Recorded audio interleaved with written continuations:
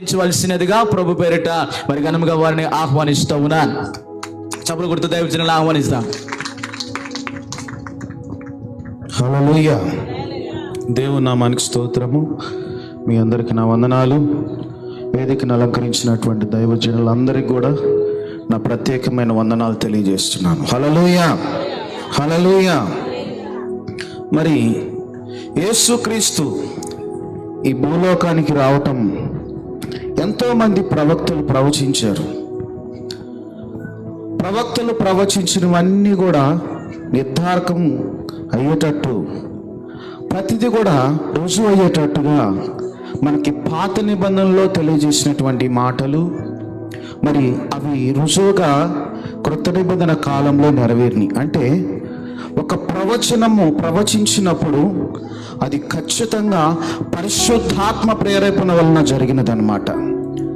మరి యేసు ప్రభు ఈ భూలోకానికి రావటానికి ఆయన ఎంచుకున్నటువంటి స్త్రీ ఎలాంటి వ్యక్తి, ఏ విధంగా ఉంది? అంతమంది ప్రపంచం యావత్తులో ఎంతోమంది స్త్రీలుంటే మరి యేసుక్రీస్తు మరి దేవుడు మరి మరియనే ఎన్నుకోవడానికి కారణాలు ఉన్నాయి. కొన్ని కారణాలు ఉన్నాయి. బైబిల్లో ప్రవచించబడిన రీతిగా ఒకసారి చదువుకుందాం. యెషయా 7వ అధ్యాయము 14వ వచనం చదువుకుందాం. యెషయా 7వ అధ్యాయము 14వ వచనం. కాబట్టి ప్రభు తానే సూచన మీకు చూపించును, ఆలకించుడి. కన్యక గర్భవతి అయి కుమారుని కని అతనికి ఇమ్మానుయేలని పేరు పెట్టబడును. హల్లెలూయా. ఈ పాత నిబంధన కాలంలో ఒక సూచన, ఏ విధంగా యేసుక్రీస్తు భూలోకానికి వస్తాడు. కన్యక గర్భవతి అయి కుమారుని కనును, అతనికి ఇమ్మానుయేలని పేరు పెట్టబడునని బైబిల్లో ఉంది. మరి దేశమంతా అంటే ప్రపంచమంతా వెతికితే మరి యేసుక్రీస్తు ఈ భూలోకానికి రావటానికి మరి తాను ఎంచుకున్నటువంటి స్త్రీ పేరు మరియా. ఈ మరియమ్మ ఎలా ఉంది, ఏ విధంగా ఉంది అని అంటే తనలో ఉన్నటువంటి లక్షణాలు, తనలో ఉన్నటువంటి విధానాలు, మొదటిది తను యథార్థంగా ఉంది దేవునిలో. హల్లెలూయా. యథార్థంగా బ్రతికింది తన జీవితం అంతా. బైబిల్ లేఖనాల్లో ఉంది, యథార్థవంతునికి దేవుడు ఏ మేలు చేయక మానడంట. కానీ యథార్థంగా బ్రతకడం చాలా కష్టం అని అంటారు చాలామంది. కానీ ఈ మరియమ్మ ఆ కాలంలోనే అంతమంది స్త్రీలలో తన యవ్వన కాలంలో కన్యక ఉన్నప్పుడు కూడా తన యథార్థత లోపించలేదు. తన బైబిల్ లేఖనాల్లో ఉంది 1:48 యథార్థవంతురాలు అని. హల్లెలూయా, హల్లెలూయా. అంతేకాదు తనలో ఇంకొక లక్షణం ఏంటంటే పరిశుద్ధురాలు. తన యవ్వన కాలంలో ఏ తప్పు చేయని వ్యక్తి, ఏ పురుషుణ్ణి ఎరుగని వ్యక్తి అని బైబిల్లో రాయబడి ఉంది. కానీ ఇక్కడ చూడండి, గమనించండి, దేవుని లేఖనాల్లో ఈ మరియమ్మనే ఎందుకు దేవుడు ఎంచుకున్నాడు అని అంటే తనలో యథార్థత లోపించలేదు. మరి ఆ కాలంలోనే పరిశుద్ధత కలిగి ఉంది, ఆ కాలంలోనే దీనత్వం కలిగి ఉంది. హల్లెలూయా, హల్లెలూయా. ఈరోజు యవ్వనస్తుల్ని ఎవరు కదిలించినా కానీ ఎలా ఉన్నారంటే చాలా షార్ప్గా ఉంటారు. మాటల్లో కానీ, ప్రవర్తనలో కానీ, తను ప్రవర్తించే విధానంలో కానీ తనలో ఒబీడియన్స్ కనబడతా ఉంది, విధేయత కనబడతా ఉంది, తగ్గింపు కనబడతా ఉంది. మరి అంతేకాదు, అన్నిటికంటే ముఖ్యమైనది ప్రార్థనా పరురాలు. ప్రార్థించే వ్యక్తి తన యవ్వన కాలంలో తను ఎప్పుడు కూడా దేవుని సన్నిధిలో భయం కలిగి, భక్తి కలిగి తన యవ్వన కాలాన్ని కాపాడుకుంటూ తను ఎంగేజ్మెంట్ అయ్యేంత వరకు కూడా తను భయం కలిగి, భక్తి కలిగి జీవించినట్టు బైబిల్లో ఉంది. మరి ఈ మరియమ్మలో ఉన్నటువంటి లక్షణము యథార్థవంతురాలు, పరిశుద్ధత కలిగి ఉంది, దీనత్వం కలిగి ఉంది. అన్నిటికంటే ముఖ్యమైనది ప్రార్థనా జీవితాన్ని కాపాడుకుంటూ ఉంది. తను ప్రార్థించే తరుణంలోనే, ప్రార్థించే సమయంలోనే గాబ్రియేలు దేవదూత మాట్లాడటం జరుగుతుంది. మరి ప్రపంచమంతా దేవదూతల సంచారం చేస్తే ఆ రాత్రుల్లో ఒక మరియమ్మ మాత్రమే ప్రార్థిస్తూ ఉందనంట. లేఖన భాగాల్లో ఒకసారి చదువుకుందాం. కీర్తన 14వ అధ్యాయము 2వ వచనం ఒకసారి చదువుకుందాం. కీర్తన 14వ అధ్యాయము 2వ వచనం. వివేకము కలిగి దేవుణ్ణి వెతుకువారు కలరేమో అని యెహోవా ఆకాశము నుండి చూచి నరులను పరిశీలించును. వివేకము కలిగి దేవుని వెతుకువారు కలరేమో అని. మరి ఈ మరియమ్మలో కనబడుతుంది వివేకము. రాత్రుల్లో ఒక యవ్వనస్తులకి ఏ రోజు మరి ఎటువంటి సమస్యలు ఉండవు. ఆ టైంలో వాళ్ళు ప్రశాంతంగా నిద్రపోయేటువంటి సమయము, ప్రశాంతంగా రెస్ట్ తీసుకునేటువంటి సమయము.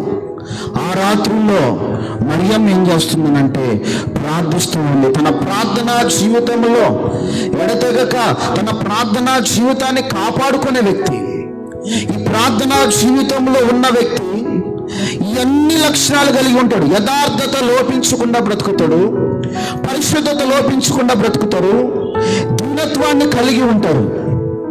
మరి ఈ మరియమ్మని ఎందుకు దేవుడు ఎంచుకున్నాడంటే అన్నిటికంటే ముఖ్యంగా ప్రార్థించే వ్యక్తి, ప్రార్థనా పరురాలు.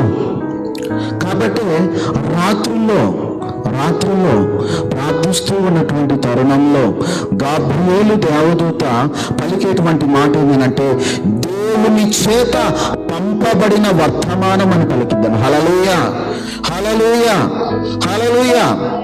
అంతేకాదు తను అన్నిటికంటే విధేయురాలు, ఉత్తమురాలని ఇన్ని గుణలక్షణాలు ఉన్నటువంటి మరియమ్మని దేవుడు తను ఎంచుకున్నాడు. కారణం ఏమనంటే యవ్వన కాలంలో భయం కలిగినటువంటి స్త్రీ, భక్తి కలిగినటువంటి స్త్రీ.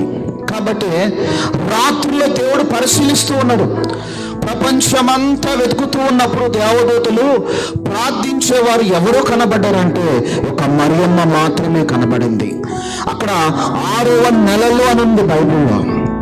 రాత్రుల్లో మరియమ్మతో మాట్లాడుతున్న మాట ఒకసారి చదువుకున్న లూకా సువార్త 1వ అధ్యాయం 26, 27 వచనం చదువుకుందాం.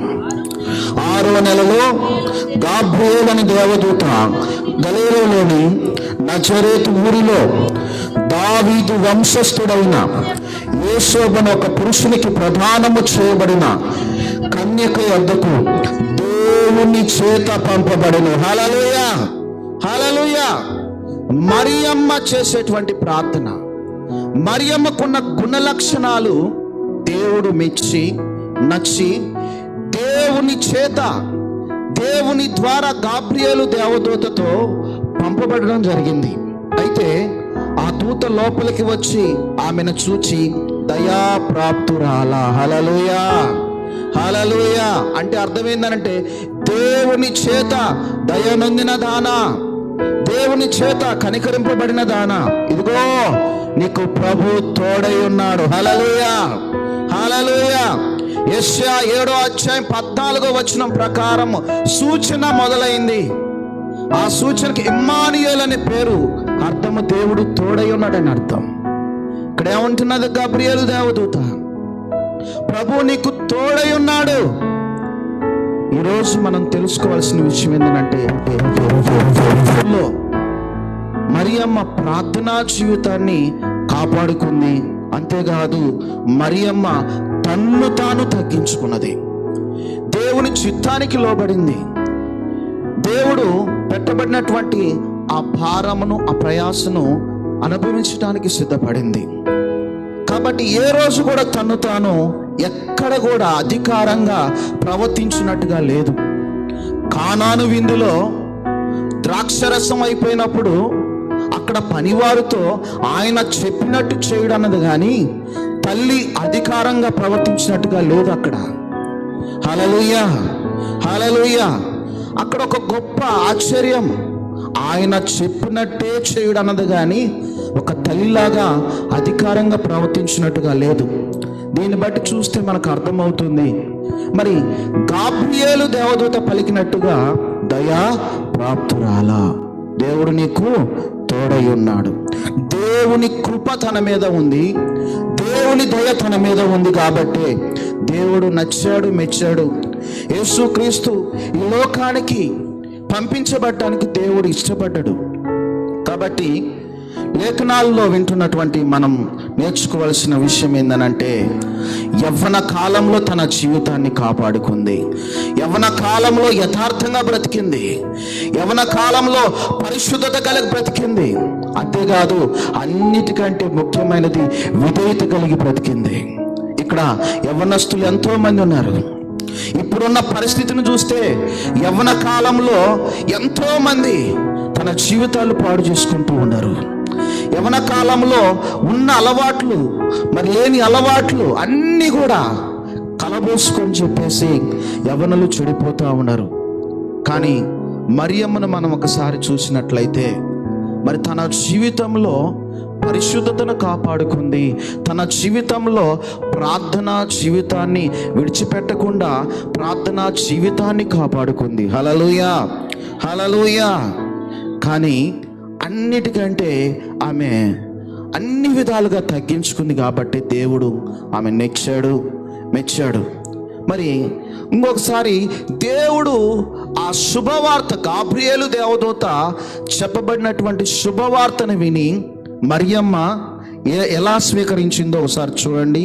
1వ అధ్యాయము లూకాసు వార్త 1వ అధ్యాయము 46 నుంచి 48 వచనాల వరకు.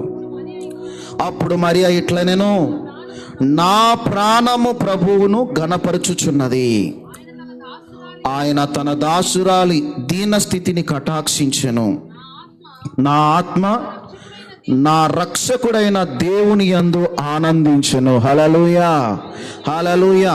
శుభవార్త విన్న తర్వాత ఎలా అంగీకరించిందంటే తగ్గించుకున్నది. ఇక్కడ ఏమని అంటుంది? ఇక్కడ నా ప్రాణము ప్రభువుని ఘనపరచుచున్నది. ఎన్ని అవమానాలు వచ్చినా, ఎన్ని నిందలు వచ్చినా ఏమని అంటుంది ఇక్కడ? నా ప్రభువు పెట్టబడినటువంటి భారము, నా ప్రభువు నాకు అప్పగించబడినటువంటి భారాన్ని బట్టి నేను ఘనపరచుచున్నాను. ఇదిగో తన దాసురాలి దీనస్థుతిని కటాక్షించెను, నా ఆత్మ నా రక్షకుడైన దేవుని యందు ఆనందించెను. హల్లెలూయా, హల్లెలూయా. లోకమంతా వెతికినా, ప్రపంచమంతా వెతికినా కేవలం మరియమ్మనే దేవుడు ఎంచుకోవడానికి కారణం ఏంటంటే ఇన్ని గుణ లక్షణాలు ఉంది కాబట్టి దేవుడు తను ఎంచుకోవడం జరిగింది. కాబట్టి ఈరోజు మనం వింటున్నాము, మరి అనేక సందర్భాల్లో సెమీ క్రిస్మస్లు జరుపుకుంటున్నాము. కానీ మరియమ్మ యొక్క గొప్పతనం ఏందనంటే మనలాగా ఒక మనిషి, మనలాగా ప్రార్థనా జీవితం కలిగినటువంటిది, విధేయత చూపించినటువంటి వ్యక్తి. మరి తను యేసు ప్రభు బ్రతికి ఉన్నప్పుడు కూడా ఎక్కడ కూడా తల్లిలాగా అధికారం చూపించింది కాదు, విధేయత చూపించింది. అంతేకాదు యేసుక్రీస్తు చనిపోయిన తర్వాత కూడా ఇక్కడ బైబిల్లో స్పష్టంగా రాయబడి ఉంది, అందరితో పాటు అక్కడ దేవుని మందిరానికి వెళ్ళినట్టుగా బైబిల్లో ఉంది. అదొకసారి చదువుకుందాం. అపోస్తల కార్యములు 1వ అధ్యాయము 14వ వచనం చదువుకుందాం. అపోస్తల కార్యములు 1వ అధ్యాయము 14వ వచనం. వీరందరూ వీరితో కూడా కొందరు స్త్రీలను యేసు తల్లి అయిన మరియయు ఆయన సహోదరులను ఏక మనసుతో ఎడతెగక ప్రార్థన చేయుచుండరి. హల్లెలూయా, హల్లెలూయా. ఇక్కడ స్పష్టంగా రాయబడి ఉంది, తను భూలోకంలో ఉన్నంత కాలము నమ్మకంగా బ్రతికింది, తను భూలోకంలో ఉన్నంత కాలము ప్రార్థనా జీవితాన్ని విడిచిపెట్టకుండా బ్రతికింది. ఇక్కడ అంతేకాదు ఎడతెగకుండా ఇక్కడ ప్రార్థన చేయుచుండిరి. హల్లెలూయా, హల్లెలూయా. మరి ఇంత దయనొందినటువంటి స్త్రీ, ఇంత దయాప్రాప్తురాలు, ఇక్కడ దయాప్రాప్తురాల దేవుడు నీకు తోడై ఉన్నాడు. యేసుక్రీస్తు ఇన్ని గుణలక్షణాలు ఉన్న వ్యక్తి, ఈ మరియమ్మ మనలాగా ప్రార్థించే వ్యక్తి, మనలాగా దేవుని మందిరానికి వెళ్ళే వ్యక్తి, మనలాగా వాక్యాన్ని చదివేటువంటి వ్యక్తి. ఈ రోజుల్లో సృష్టికర్త అయిన దేవుని విడిచిపెట్టి ఒక మనిషిని ఆరాధించడం ప్రారంభమైపోయింది. కానీ ఏమైతే ఒక మాదిరికరంగా బ్రతికింది. తను ఉన్నా లేకపోయినా అక్రమంగా ప్రార్థనా జీవితాన్ని కాపాడుకుంది. దేవునితో నమ్మకంగా ఉంది కాబట్టి అంత శ్రేష్టమైనటువంటి జీవితాన్ని తనకు అనుగ్రహించాడు. కాబట్టి గాబ్రియేలు దేవదూత పలికిన రీతిగా ఆమెను చూచి దయాప్రాప్తురాలా నీకు శుభము, హల్లెలూయా.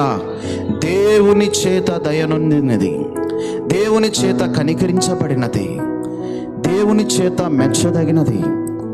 కాబట్టి ప్రభు నీకు తోడై ఉన్నాడు.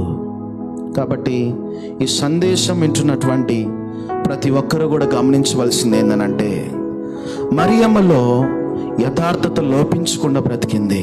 తన యవ్వన కాలాన్ని కాపాడుకొని దేవుని కొరకు నమ్మకంగా జీవించింది. దేవుని సాక్షిగా బ్రతికింది. క్రిస్మస్ అని అంటే ఆరాటాలు ఆర్భాటాలు మనకు ఉంటాయి, కానీ మరి ఈ మరియమ్మలో అయితే తన జీవితాన్ని కాపాడుకుంది. ఇప్పుడు ఎన్నో సంవత్సరాలు గడిచిపోతున్నాయి, ఎన్నో రోజులు గడిచిపోతున్నాయి.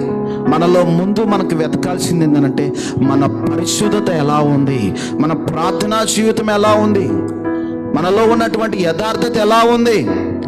మరి తను యథార్థతను కాపాడుకుంది, ప్రార్థనా జీవితాన్ని కాపాడుకుంది. కాబట్టి తను దేవుని చేత దయనొందిన స్త్రీగా ఉంది, దేవుని చేత కనికరించబడినటువంటి స్త్రీగా ఉంది. కాబట్టి వింటున్న ప్రతి ఒక్కరిలో మనం ఆలోచించవలసింది ఏంటంటే, దేవుడు నిన్ను నన్ను కోరుకునేది ఏందో తెలుసా? యథార్థత కోరుకుంటున్నాడు, ప్రార్థనా జీవితాన్ని కోరుకుంటున్నాడు, పరిశుద్ధత కలిగి ఉండాలని కోరుకుంటున్నాడు. ఈ గుణ లక్షణాలు ఎప్పుడైతే మనలో ఉంటాయో అప్పుడే నిజమైన క్రిస్మస్. హల్లెలూయా, హల్లెలూయా. మరి ఇవన్నీ లేకుండా మనం ఎంత చేసినా కానీ దేవుని దుఃఖపరిచినట్లే, దేవుణ్ణి బాధ కలిగించినట్లే. దేవునితో ఎప్పుడైతే యథార్థంగా ఉంటావో, దేవునితో ఎప్పుడైతే నమ్మకంగా ఉంటావో, దేవుడు వచ్చే సమయానికి ఎత్తబడేటువంటి గుంపులో సిద్ధముగా ఉంటావో అప్పుడు దేవునికి సంతోషం ఉంటుంది, నీకు సంతోషంగా ఉంటుంది. ఎందుకో తెలుసా? దేవుని చిత్తాన్ని జరిగించిన వారమై ఉంటాం. కాబట్టి దేవుని చిత్తాన్ని జరిగించే వ్యక్తులుగా ఉందాము. భూలోకంలో ఉన్నంత కాలము యథార్థత లోపించకుండా బ్రతకాలి. భూమి మీద ఉన్నంత కాలము ప్రార్థనా జీవితంలో ఓటమి లేకుండా భూమి మీద బ్రతికినంత కాలము ప్రార్థనా జీవితాన్ని కాపాడుకుంటూ ఉండాలి. అంతేకాదు, అన్నిటికంటే ముఖ్యంగా ప్రతి ఒక్కరి పట్ల విధేయత, ఒబీడియన్స్, విధేయత కలిగి ఉండాలి, దీనత్వం కలిగి ఉండాలి. బైబిల్ లేఖనాల్లో దేవుడు స్పష్టంగా చెప్తాడు, ప్రయాసపడి భారము మోయిచున్న సమస్త జనులారా నా యొద్దకు రండి, నేను నీకు విశ్రాంతి కలగచేదు. నేను సాత్వికుడను, దీన మనస్సు గలవాడను, నా యొద్దకు వచ్చి నేర్చుకోమంటాడు. హల్లెలూయా. ఏమంటే నేను దీన మనస్సు కలిగినటువంటి వ్యక్తిని, సాత్వికుడను. సాత్వికం గురించి చెప్పాలంటే సాత్వికులు ధన్యులు, వారు భూలోకాన్ని స్వతంత్రించుకుందరు. ప్రతి ఒక్కరిలో మనం నేర్చుకోవాల్సింది ఏంటంటే దీనత్వం కలిగి ఉండాలి, సాత్వికం కలిగి ఉండాలి. ఎప్పుడైతే ఈ గుణ లక్షణాలు కలిగి దేవునితో నమ్మకంగా ఉంటామో, దేవుడు నిన్ను నన్ను మరి మరియమ్మకి ఇచ్చినటువంటి మరి ఆమె బ్రతుకు నచ్చాడు, ఆమె బ్రతుకు మెచ్చాడు. కాబట్టి ఆ యొక్క మరి ధన్యత కలిగింది. ఈరోజు ఈ క్రిస్మస్ దినాలలో నిన్ను నన్ను కోరుకునేది ఏంటంటే యథార్థత కలిగి ఉండటము, దేవునికి నచ్చినట్టుగా బ్రతకటము, దేవునికి విధేయత కలిగి బ్రతకటము. ఇదే దేవుడు కోరుకుంటున్నాడు. ఈ అవకాశం ఇచ్చినటువంటి దైవజనులకి ప్రత్యేకమైన వందనాలు చెల్లిస్తున్నాను. దేవుడు ఈ వాక్యాన్ని దీవించునుగాక. ఆమేన్.